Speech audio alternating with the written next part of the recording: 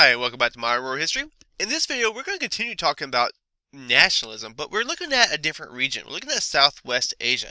Now, sometimes you will see the region called the Middle East, all right? Um, and we know this region as the quote Muslim countries, right? The ones that we think about when we think about Islam and all that. But really, and even this map here says the Middle East. So a lot of times the region's names are used interchangeably, but just know that when we're talking about Southwest Asia, we're looking at a actual like a formal region as opposed to a perceptual region, or a region that is perceived on the basis of something that may change depending on who it is perceiving it. So even though we kind of know what the two words mean collectively for the sake of this video, I just wanted to throw in a little bit of geography there for a second. Okay, so if you look in the first video here, or in the first map here, excuse me, you'll see that the Ottoman Empire was this big territory here that really made up a huge portion of the Middle East. Now, is all this called Arabia? Remember that really that's mostly desert. There's not going to be a whole lot of people living there. So for the most part, the areas where people live were controlled by the Ottoman Empire.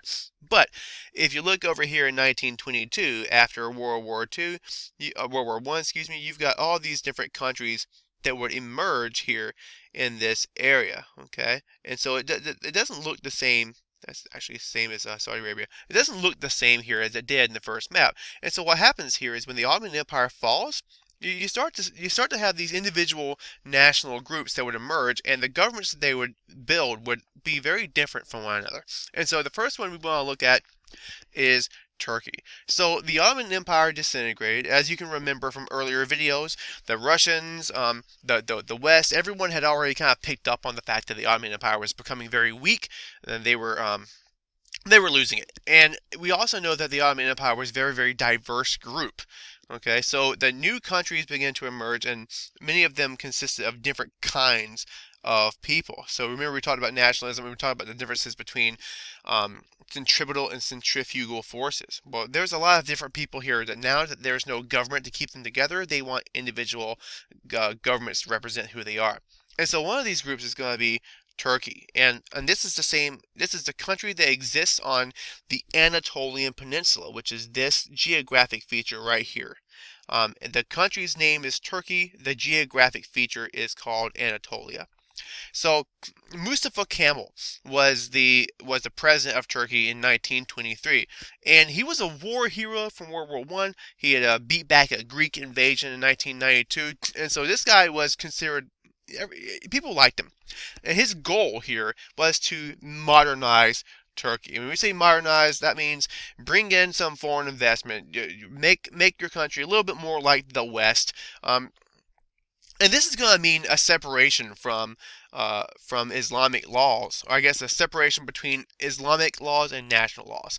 This is going to mean abolish religious courts, set up modern courts like the Europeans, and also empower women. So even to this day, because of the way that this leader had established things in Turkey in the early 1920s, even today, Turkey is considered the most like Western style Muslim country in the world.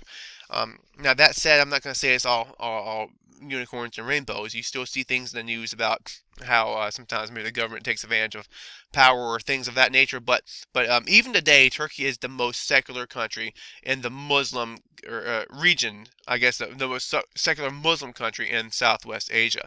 In fact, it has even tried to become part of the European Union, which goes to show again just how I guess how different their nationality is there and their government styles are than some of the other Muslim countries. Persia, which is today Iran, okay. Persia modernized under the leadership of Reza Shah Pahlavi. I'm sure I'm mispronouncing that, forgive me. But this guy is actually the one who changed the name to Iran.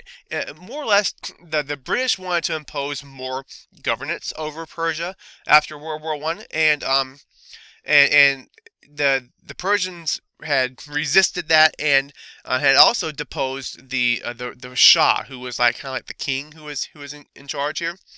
Um, this guy did take more power for himself as a dictator than Kimmel did, who wanted things to be a little bit more democratic. But one thing that he did do as well is he built railroads and other kinds of infrastructure, and he built schools and tried to westernize his country and improve and modernize it. Um, he said nope to British trying to take over more power in their country, and nationalism had emerged. The people there were very strongly behind their national identity, and this is what ultimately led to Reza Shah Pahlavi coming into power. In Saudi Arabia, which is this country right here, the the one where you've got the holiest sites in all of Islam, which is Mecca and Medina. I hope I got that. Medina here, Mecca here. That's where the Kaaba, the holy shrine for the Muslims, are. Um, Saudi Arabia, despite how Turkey and Iran tried to modernize, Saudi Arabia held very strongly to their Islamic traditions, and they did modernize, but they did not modernize politically in the same way that you might would think. There was no democracy. Even today, this place is literally a kingdom. They have a king, this guy right here, um, and like they have not, women only literally just in like in the last year or so got the right to even drive cars. So women are considered to be second saddle to men in their kingdom. And the kingdom of Saudi Arabia was named after the leader Abd al-Aziz ibn Saud, and this family here are the ones who are the I guess the dynasty who is in control of the monarchy in Saudi Arabia.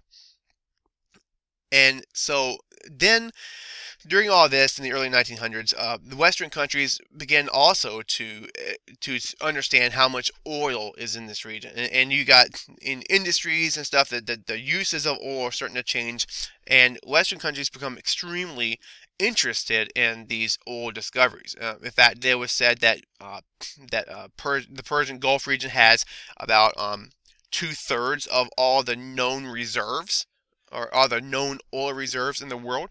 And so this resulted in a lot of foreign development in Saudi Arabia, as many of these Western countries, or I guess companies that were kind of owned by Western countries, began to go in and invest in the region because of these oil reserves. And again, I keep saying this, but you're kind of touching on some of the more recent news items. When people think about the main, I guess, source of economic revenue that some of these countries have, it's all centered on oil, and there's definitely a lot of interest from people on the outside in these areas. So that really does it for this video here, and I will see you in the next. Thanks for watching.